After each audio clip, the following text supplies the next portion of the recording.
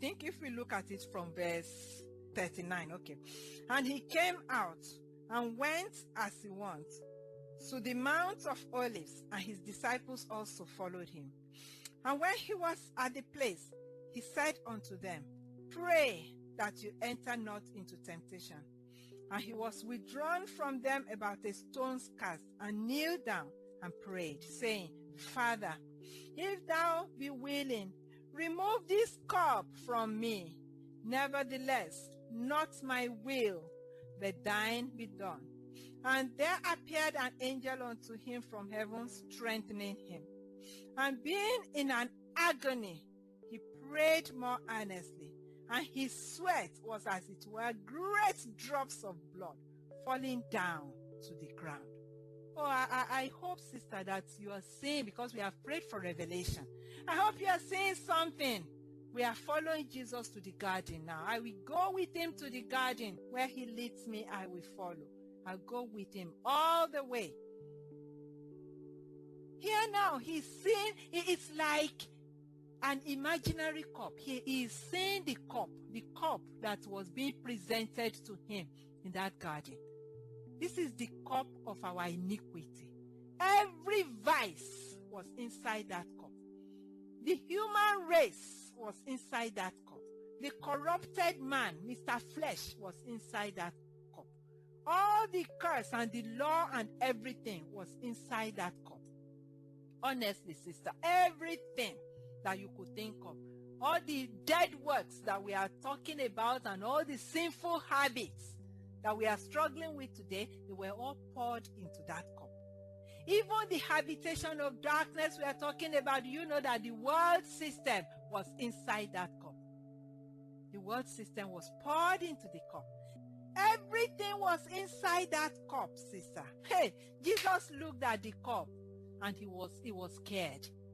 How can I, who have never at one time be at variance with my Father, never argued with God, everything God said to him, he took it, hook, line, and sinker, he swallowed it.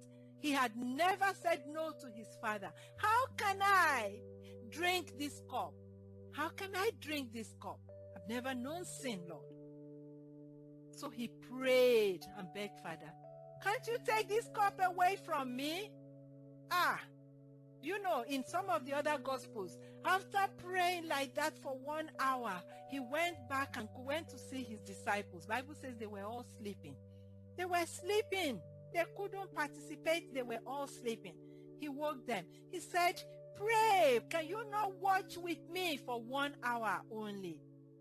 The spirit is willing. I want to obey my Father, but I am afraid of this cup. Can you not take this cup away from me, Father? For another 1 hour he prayed.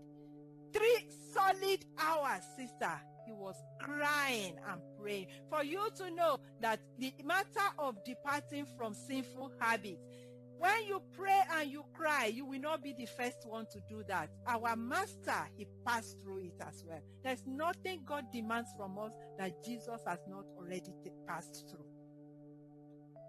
He prayed, he cried. 3 good hours. He was sweating.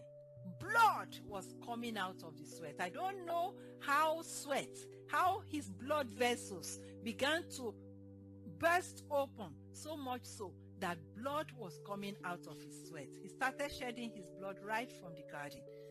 For those 3 hours, even angel came and strengthened him. He still prayed.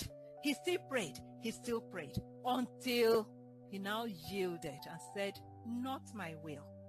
Oh, this is the reason I came, oh my God. 33 and a half years I've never committed a sin. But now, you want to put all of this into just one man. Do you realize what that meant? The iniquity and the sinful habits of more than 100 billion souls that Adam and Eve had on earth.